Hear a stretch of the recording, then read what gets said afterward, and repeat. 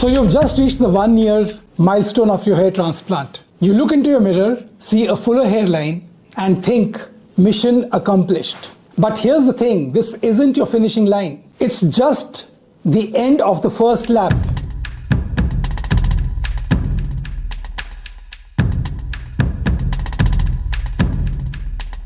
As a hair restoration surgeon, I often receive photographs from patients at 6 months, at 1-year timeline, like this patient, mostly celebrating their 1-year result. They are thrilled, and rightfully so. But my prime concern is that most patients who are celebrating now believe that their journey ends here.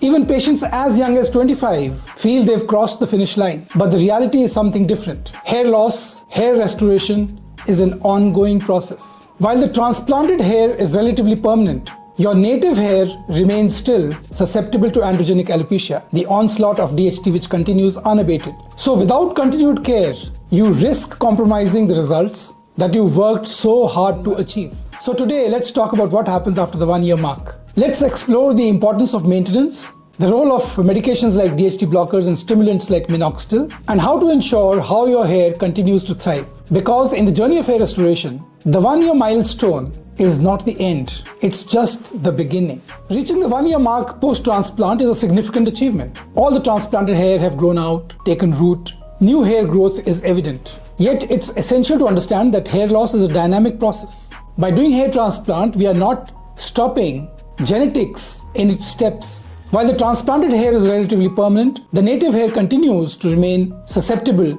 to DHT. Therefore, continued care and monitoring are crucial to maintain and enhance the results. So to preserve both the transplanted and the native thinning hair, medications like DHT blockers and stimulants like minoxidil are often recommended on case-to-case basis. DHT blockers, as we all know, taken orally inhibit 5-alpha reductase, an enzyme which prevents the conversion of testosterone to DHT, the hormone that is inimical to the survival of follicles if you're carrying the male pattern baldness gene. Therefore, lowering DHT levels prevents further miniaturization of the follicles. Minoxidil, when applied topically or even taken orally, acts as a vasodilator, that is, it enhances the blood flow and therefore promoting hair growth of the hair follicles, improving their thickness. But it fails to address the underlying cause, the genetics of androgenetic alopecia. While minoxidil can stimulate hair growth, it does not inhibit DHT production or block its binding to DHT receptors. Therefore, the comprehensive management of hair loss due to androgenetic alopecia,